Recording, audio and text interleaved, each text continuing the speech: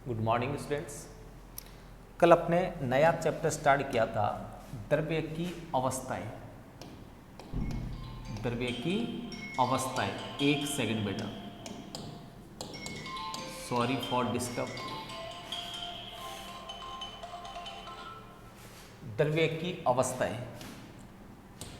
द्रव्य में तीन तरह की मुख्य अवस्थाएं होती है भौतिक अवस्था के आधार पर, जो अपने रसायन विज्ञान की मूलभूत अवधारणाओं में पढ़ चुके पूरा डिटेल में। फिर भी एक बार इस चैप्टर में रिवाइज कर देता हूँ। गैस, द्रव और ठोस। मुख्य बात करें इसके लिए आकार और आयतन, आकार और आयतन दोनों अनिश्चित होंगे, दोनों अनिश्चित। द्रव के लिए आकार अनिश्चित होगा, आकार अनिश्चित, बट आयतन, आयतन निश्चित होगा,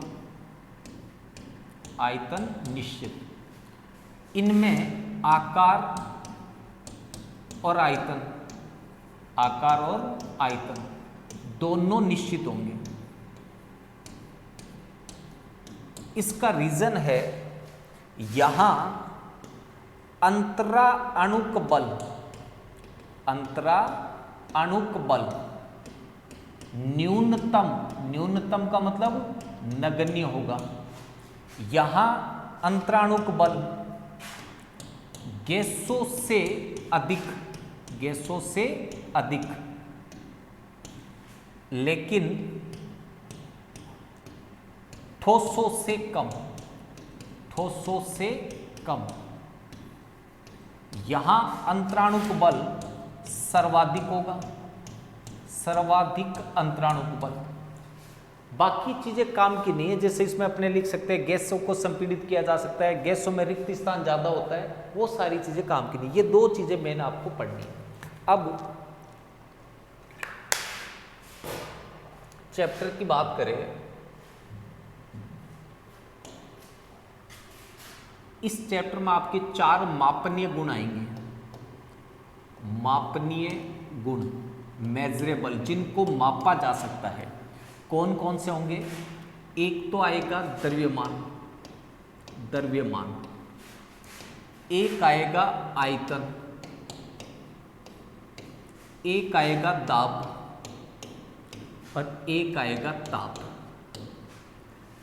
द्रव्यमान, आयतन, दाब और ताप। द्रव्यमान मोल को रिप्रेजेंट करेगा। इसकी द्रव्यमान की इकाई की बात करें, सीजीएस में इकाई होगी ग्राम, एसआई पद्धति में इकाई होती है किलोग्राम। आयतन की इकाई की बात करें, सीजीएस में होती है सेंटीमीटर क्यूब और एसआई में होती है मीटर क्यूब, सेंटीमीटर क्यूब और मीटर क्यूब। दाब की बात करें, इसको सेंटीमीटर को एमएल भी लिख सकते हैं, मीटर क्यूब को डेसीमीटर क्यूब इंटू 10 की पावर, सॉरी, इसको ऐसे भी लिख सकते हैं किलो लीटर। एक्चुअल में तो अपने को लीटर ही लिखना है। लीटर जो होता है वो डेसीमीटर क्यूब के बराबर होता है, तो मीटर क्यूब लिखा है तो किलो एक्स्ट्रा आएगा। दाब के लिए अलग अलग इकाई है, टोर, बार, mmHg, एटमॉस्फेयर, वायुमंडल। इसकी 2 इकाइयां हैं, डिग्री सेल्सियस और केल्विन। 0 डिग्री सेल्सियस 273 केल्विन के बराबर है। ये पहले से पढ़ा हुआ, इसलिए इसका कोई ज्यादा रोल नहीं है, इसका कोई ज्यादा रोल नहीं है। बस ये 4 गुण लेते हुए अपने को गैसीय अवस्था पढ़नी है।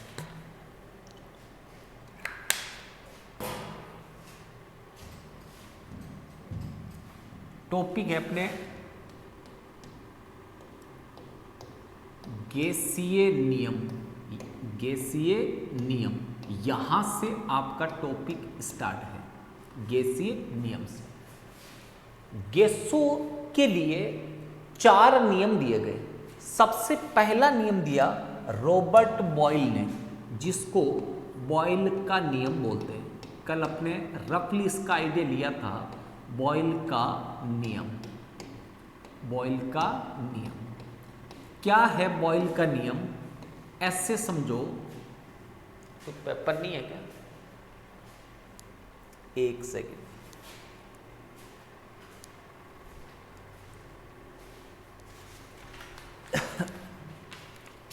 ऐसे समझना, ये मान लीजिए मेरे पास में एक पेपर है। इस पेपर के ऊपर जो वायुमंडल का दाब है वो दाब लग रहा है। जितना स्थान इसने कमरे में घेर रखा है वो इसका आयतन है। अभी इस पे दाब, वायुमंडलीय दाब मतलब एक वायुमंडलीय दाब 1 एटमॉस्फेयर दाब लग रहा है।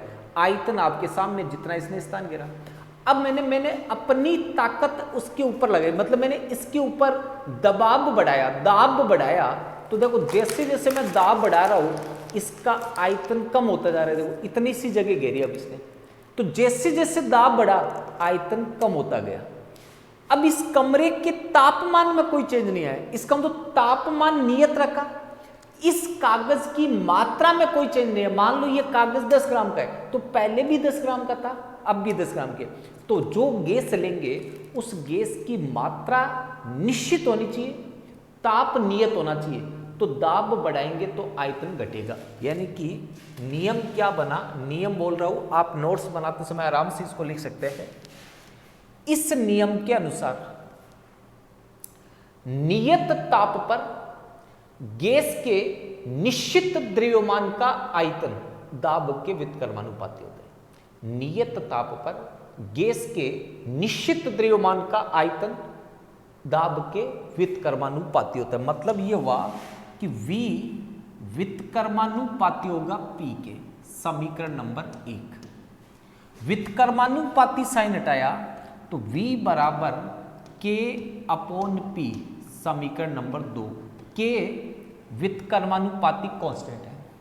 P को इधर लाए, PV बराबर K। समीकरण नंबर 3। समीकरण 1 कब आई? नियत ताप पर। ताप को नियत रखना है, यहां लिख भी सकते हैं आप नियत ताप पर। नियत ताप पर। अब समझना, जब K का मान नियत है, K कभी चेंज नहीं होगा, तो आप ये सोचो P1 V1 बराबर K होगा, P2 V2 बराबर भी K होगा। अब ये बराबर है तो ये भी बराबर होंगे। बराबर होने का मतलब ये हुआ कि P1 V1 बराबर होगा P2 V2 के। एक जाति वालों को एक साइड में ले आओ, तो V2 को इधर ले आओ, P1 को इधर ले जाओ। क्या आया? V1 बट्टा V2 बराबर P2 बट्टा P1। वो तो अपने पहले से ही पता है, जब भी कोई चीज व्युत्क्रमानुपाती हो तो यहां जो चीज लिखी है यहां पे वो नीचे आएगी इधर। तो यहां 1 लिखा है तो यहां 1 आएगा, यहां 2 आएगा। ये समीकरण नंबर 4 हो गई, ये आपके न्यूमेरिकल में काम आएगी। समीकरण नंबर 1 मेन काम का है, बाकी सारी समीकरण तो अपने आप आ जाएगी।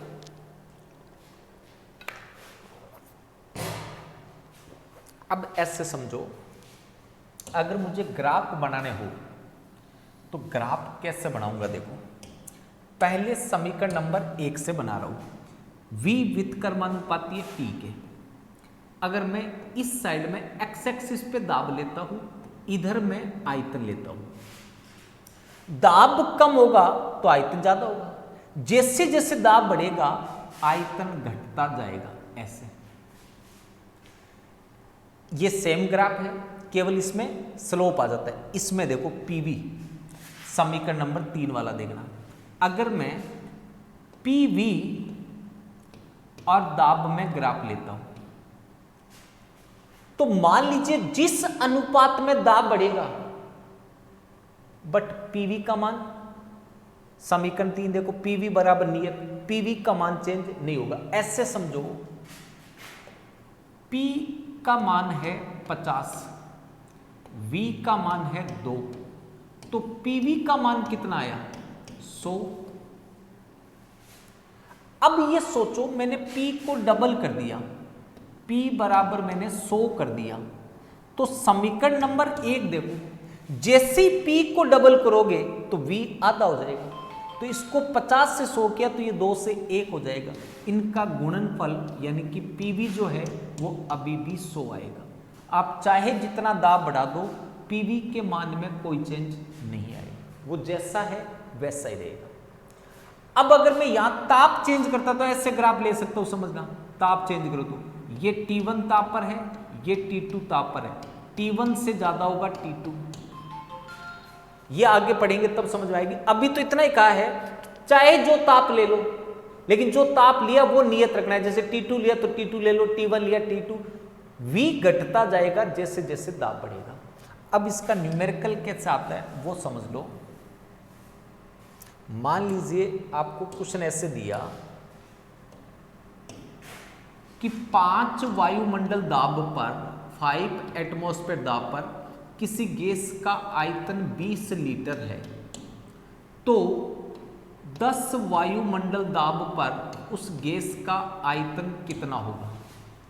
तो जो पहले दिया है उसको आप मानोगे P1 और V1, बाद में जो दिया है उसको आप मानोगे P2 और V2, मतलब आपको V2 ज्ञात करना है। ये समीकरण पढ़ा, चाहे इस सूत्र से ले लो सीधा, क्या आया V1 अपॉन V2 बराबर P2 अपॉन P1।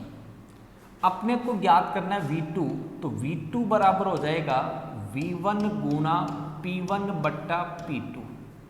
कितना आया 20 गुणा 5 बट्टा 10 बराबर 10 लीटर। जब आपने दाब दुगना किया तो गैस का आयतन आधा हो गया। यहां तक का एज इट इज आपको अच्छे से पढ़ना है।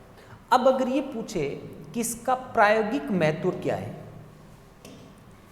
प्रायोगिक महत्व, किसका प्रायोगिक महत्व, बॉयल के नियम का प्रायोगिक महत्व। तो प्रायोगिक महत्व को ऐसे समझना, एक तो मैं ये समुंदर है, समुंदर, और एक मैं पर्वत की बात करता हूं, ये पर्वत है, हिल स्टेशन है। अब ये देखना समुंदर के तल पर उच्च दाब होता है, उच्च दाब, पर्वतों के ऊपर निम्न दाब होगा। तो अभी अपने बॉयल का नियम पढ़ा है, जहां उच्च दाब है वहां गैस का आयतन कम होगा, गैस की मात्रा उतनी होगी, आयतन कम होगा। इसका मतलब कम आयतन में ज्यादा अणु आएंगे, कम आयतन में ज्यादा अणु, मतलब गैस सघन होगी, सघन गैस। मतलब ये हुआ प्रति इकाई आयतन में गैस के अणुओं की संख्या ज्यादा होगी, मतलब गैस का घनत्व उच्च होगा, मतलब थोड़े से आयतन में ज्यादा गैस मिलेगी। यहां दाब कम है पर्वत पर तो आयतन ज्यादा होगा, उतनी गैस ज्यादा दूरी में फैल जाएगी। तो प्रति इकाई आयतन में, जितने आयतन में यहां गैस के अणु थे उतने यहां नहीं है, ये विरल हो जाएगी, विरल गैस। विरल गैस होने का मतलब ये हुआ कि इसका घनत्व निम्न होगा, मतलब अब गैस के अणु दूर दूर है। जैसे पहले आप 2 ml गैस श्वास से ले रहे थे तो उसमें 10 अणु ऑक्सीजन के जा रहे थे, अब 2 ml में एक भी नहीं जाएगा, या एक जाएगा, तो पहले 10 जा रहे थे अब एक जाएगा। तो देखो समुद्र तल पे आप खड़े हो तो आपकी बॉडी में, ब्लड में अपने आप ऑक्सीजन चला जाएगा, क्योंकि यहां समुद्र के आसपास ऑक्सीजन की मात्रा, वायु की मात्रा ज्यादा है। पर्वतों पे गए तो आपको श्वसन के लिए जितनी ऑक्सीजन चाहिए उतनी पर्वतों के ऊपर नहीं मिलेगी, नहीं मिलेगी तो आपका दम घुटने लग जाएगा। इसलिए पर्वतारोही जो होते हैं, जो पर्वतों पे जाते हैं, वो अपने साथ ऑक्सीजन के सिलेंडर लेके जाते हैं। ये इसका प्रायोगिक महत्व है बॉयल के नियम का। बट आपके बुक के अंदर नहीं है, आपकी बुक में तो केवल यही दे रखा है पहले वाला, जो पेज नंबर 1 पे लिखा है। बॉयल का नियम अच्छे से आना चाहिए, इतना सा ही नियम है, बाकी तो गणितीय परिकल्पना अपने अपना ही है। दूसरा समझना पॉइंट नंबर 2, चार्ल्स का नियम। चार्ल्स का नियम, चार्ल्स का नियम। चार्ल्स ने कहा कि अगर दाब नियत रखे, वहां ताप नियत था, यहां दाब नियत है, गैस की निश्चित मात्रा लेनी है, उसका आयतन ताप के समानुपाती होगा। मतलब यहां पे अपने को लिखना है V समानुपाती होगा T के। कब? जब दाब नियत हो, नियत दाब पर। तो नियम क्या बना? नियत दाब पर गैस के निश्चित द्रव्यमान का आयतन ताप के समानुपाती होता है। इस नियम के अनुसार नियत दाब पर गैस के निश्चित द्रव्यमान का आयतन ताप के समानुपाती है। मतलब ताप ज्यादा होगा तो गैस फैलेगी। इसका मतलब ये हुआ कि समानुपाती चिन्ह हटाओ तो V बराबर आएगा KT, समीकरण नंबर 2।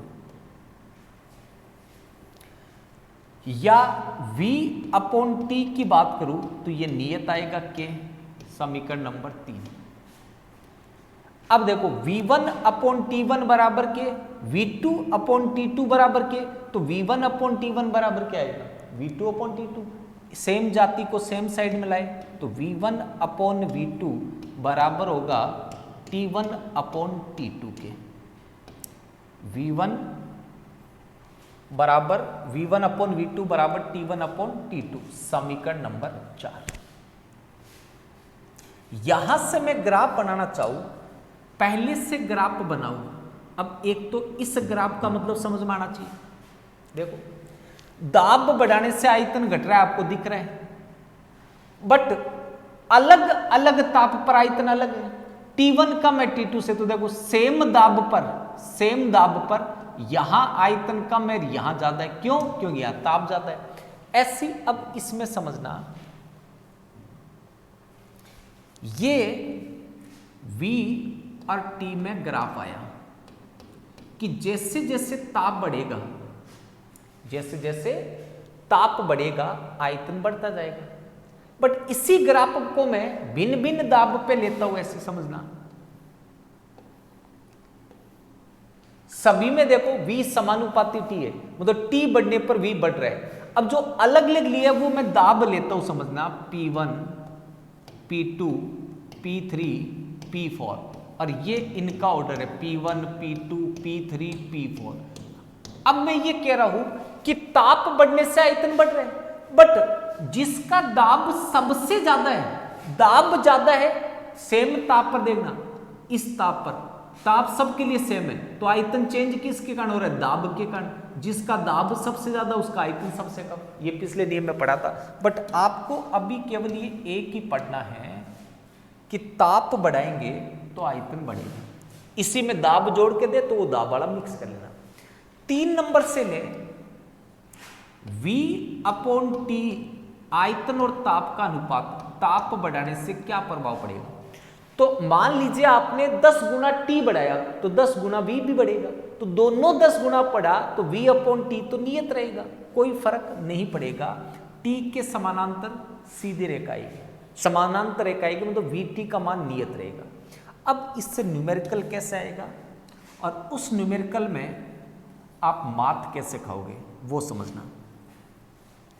अगर मैं आपको ये कहूं कि गैस का ताप दुगना कर दे, गैस का ताप दुगना कर दे,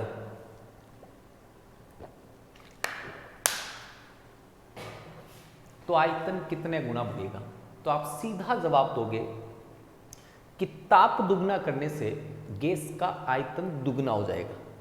अब अगर मान लीजिए मैं आपको ऐसे क्वेश्चन दूं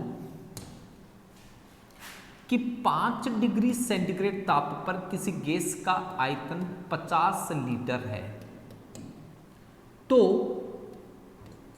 10 डिग्री सेंटीग्रेड ताप पर आयतन कितना होगा।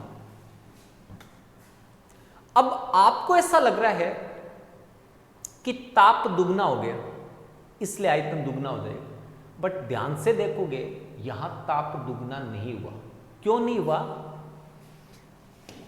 ताप जो डिग्री सेल्सियस होता है 0 डिग्री सेल्सियस, ये 273 केल्विन के बराबर माना जाता है और हमेशा ताप आपको केल्विन में यूज करना है। अगर डिग्री सेंटीग्रेड में यूज कर लिया तो जहां आंसर न्यूनतम आना चाहिए वहां आंसर अनंत आ जाएगा। जैसे मान लो मैं ये कहूं कि 1/T है, 1/T का मान ज्ञात करना है। एक ने 1/T का मान ऐसे ज्ञात किया, मान लो ताप 0 डिग्री था कि 1/0 बराबर अनंत। दूसरे ने केल्विन में रखा इसी को 1/273, तो ये तो न्यूनतम आएगा 0.0। इसका मतलब ताप हमेशा केल्विन में यूज करना है, कभी डिग्री सेल्सियस में यूज नहीं करना। और डिग्री सेल्सियस को केल्विन में कैसे चेंज करेंगे? 273 जोड़कर। तो अब समझना 5 डिग्री का मतलब हुआ 278 केल्विन, 10 डिग्री का मतलब हुआ 283 केल्विन। मतलब जितना ताप डिग्री सेंटीग्रेड में बढ़ा उतना ही केल्विन में बढ़ा।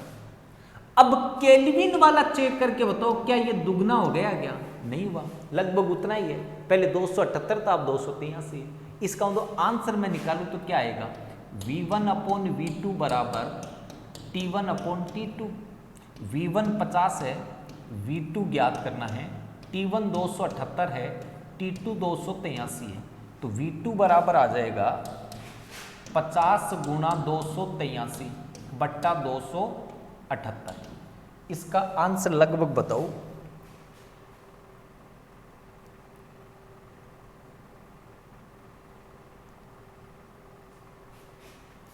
कितना है? 50 गुणा 283 डिवाइडेड बाई 278, 50.89 लीटर। अब आप इसको कितना बता रहे थे? 100 लीटर। क्यों? क्योंकि आपको लग रहा था कि ताप दुगना हो गया तो आयतन दुगना हो जाएगा। यहां एक्चुअल में ताप दुगना नहीं हुआ है क्योंकि ताप को केल्विन में चेंज करना है। तो अब ओरिजिनल क्वेश्चन क्या है वो समझना, उसी से आपके चार्ल्स नियम का जो मेन मुद्दा है वो निकलेगा। क्वेश्चन समझना, किस ताप पर गैस का आयतन, किस ताप पर गैस का आयतन 0 डिग्री सेंटीग्रेड पर लिए गए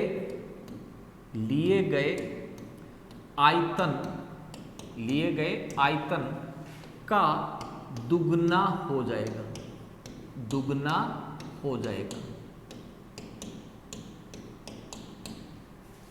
पहले तो आप डिग्री सेंटीग्रेड से कोशिश करो कि डिग्री सेंटीग्रेड में कितना ताप बढ़ाने से वो दुगना होता है। तो ऐसे समझना, मान लो मेरे पास 0 डिग्री सेल्सियस है, इसको केल्विन में कितना लिखेंगे? 273 केल्विन। इसका दुगना होता है 546 केल्विन। तो इसको डिग्री सेंटीग्रेड में बदले तो 546 में से 273 घटा दो, 273 डिग्री सेंटीग्रेड। अब समझना ध्यान से, जब मैंने ताप को 0 डिग्री से 273 डिग्री बढ़ाया तब ताप एग्जैक्ट डबल हुआ है। देख लो, इतने डिग्री इतने केल्विन के बराबर, इतने डिग्री इतने केल्विन में डबल हो गया। इसका मतलब 0 डिग्री से 273 डिग्री बढ़ाओगे तब डबल होगा, 273 से 546 जाएगा तब तो फिर वो डबल है। जीरो वाला ही कंफ्यूज करता है, बाकी तो इसको डबल करो 546 तो उसी अनुपात में चलता जाएगा।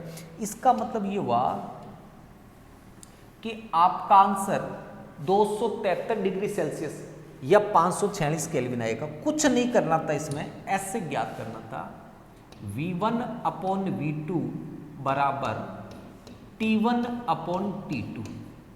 आपको T2 ज्ञात करना था। क्या सूत्र आएगा? V2 अपॉन V1, T2 याद करना था, इंटू T1। अब आपको T1 कितना दे रखा है वो देखना। T1 0 डिग्री सेल्सियस या 273 केल्विन, ये आपको दिया हुआ है 273। V1 कितना दिया है ये दिया नहीं, ये कहा है आप अपनी इच्छा से चाहे जितना मान लो, 1 ml 2 ml 1000 ml 20 ml, तो मैं इसको VmL मान लेता हूं, VmL। T2 आपको ज्ञात करना है और V2 आपको दिया है कि वो ताप ज्ञात करो जिस पर आयतन 0 डिग्री वाले आयतन से दुगना हो जाए। तो यहां V माना तो यहां 2VmL होगा, यहां 10 मानते तो यहां 20, यहां 100 मानते तो यहां 200। अब मैं इसमें वैल्यू रखूं, V2 की वैल्यू है 2V, V1 की वैल्यू V इंटू 273 केल्विन वाला लगा रहा हूं। V से V कैंसिल, 546 केल्विन या 273 डिग्री सेल्सियस। अब ये सोचो कि जब मैंने ताप 0 डिग्री से 273 डिग्री किया तब आयतन दुगना हुआ। ऐसे समझना, मेरे पास 0 डिग्री सेंटीग्रेड पर मान लीजिए किसी गैस का आयतन था 100 लीटर। कितना आयतन था? 100 लीटर। जब मैंने इसका ताप बढ़ा करके 273 डिग्री सेल्सियस किया, कितना किया? 273, तो ये आयतन 200 लीटर हो गया। 100 इंटू 2, 200 लीटर। तो अब ये बताओ कि प्रति डिग्री ताप बढ़ाने पर, मतलब 1 डिग्री ताप बढ़ाने पर आयतन कितना बढ़ा? तो 1 डिग्री बढ़ाने पर इसको मैं प्रारंभिक आयतन को मान लेता हूं V0, इसको मैं मान लेता हूं V0, ये V फाइनल है। प्रति डिग्री ताप मतलब 1 डिग्री ताप बढ़ाने पर गैस का आयतन कितना बढ़ता है? तो आप ये सोचो 273 केल्विन बढ़ाया तब कितना बढ़ा? V0। कैसे पता V0 बढ़ा? कि जितना यहां था 100 लीटर, यहां 100 इंटू 2 हो गया। इसका मतलब मैं इसको ऐसे भी तो लिख सकता हूं 2V0, V0 का दुगना। इसका मतलब दुगना हुआ है तो फाइनल दुगना हो गया। बढ़ा कितना? तो जितना पहले था वो तो एज इट इज, उसको घटा दो पहले वाले में से। तो बढ़ा कितना था? V0। टोटल 2V0 हो गया। बढ़ा कितना? V0। V0 कब बढ़ा? जब आपने ताप 273 डिग्री बढ़ाया। 1 डिग्री बढ़ाते हैं तो V0 बट्टा 273। इसका मतलब ये हुआ कि प्रति डिग्री ताप बढ़ाने पर जो आयतन बढ़ेगा वो कितना बढ़ेगा? प्रारंभिक आयतन का 1/273वां भाग। हर डिग्री पर 1/273वां भाग बढ़ेगा। तो मान लो आपने ताप बढ़ाया 273 डिग्री, तो 273 से 273 कैंसिल, कितना बढ़ा? V0। इतना ही अपने बता रहे कि V0। तो चार्ल्स नियम एक्चुअल में क्या वो समझना। अब एक्चुअल में चार्ल्स नियम क्या है जिससे पीछे वाले सूत्र आए थे, ध्यान से समझना।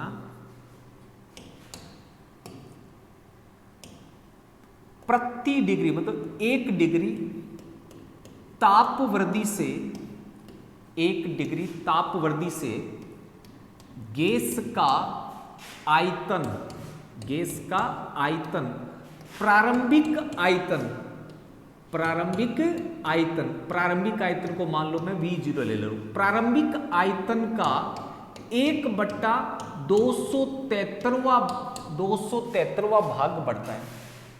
273वां भाग बढ़ता है। मीनिंग समझना, प्रति डिग्री ताप वृद्धि से गैस का आयतन प्रारंभिक आयतन का 1/273वां भाग बढ़ता है। यह भी अपने पढ़ा था। अब ऐसे समझो, मान लो 0 डिग्री सेल्सियस पर गैस का आयतन V0 है, तो T डिग्री सेल्सियस पर गैस का आयतन VT होगा।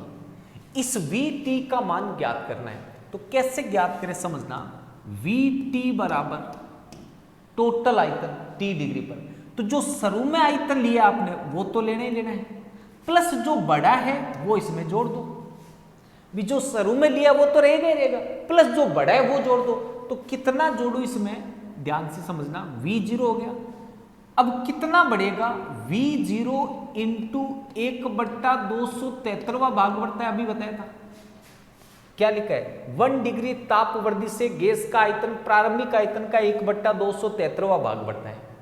अब मैं ताप 2 डिग्री बढ़ाता तो 2/273, 20 डिग्री बढ़ाता तो 20/273, T डिग्री बढ़ाया, कितना बढ़ाया, T डिग्री, तो T/273 ये आ जाएगा। ये मेरे पास समीकरण नंबर होगी 1। अब VT कितना आया समझना, VT बराबर V0 कॉमन आ जाएगा, 1 प्लस T/273, ये आपके फाइनल समीकरण आ गई। VT बराबर V0, 1 प्लस T/273, ये फाइनल सूत्र है। अब ऐसे समझो, क्वेश्चन पीछे जो दिया था वो ये था कि 0 डिग्री सेंटीग्रेड पर लिए गए आयतन का दुगना किस ताप पर होगा, ये अपने को ज्ञात करना था डिग्री सेल्सियस में। तो मैंने इस सूत्र में लगाया, समझना, VT बराबर इसको दुगना लेना है, इसको कितना करना है, दुगना, किससे, इससे, या ऐसे लिख दूं 2V0 1 प्लस T/273, तो इसको सॉल्व कर लो। V0 को इधर ले आओ तो इधर बचा V0, इधर बचा अपने पास में 1 प्लस 273 प्लस T/273, ये मैंने एलसीएम ले लिया। ये क्या ले लिया मैंने, एलसीएम। इसको इधर ले जाओ तो क्या आएगा, V0 की वैल्यू जो भी आपको लिखनी है वो लिखनी है, 273 प्लस T बराबर 273 V0, तो T बराबर आया 273/273 V0 बराबर V0।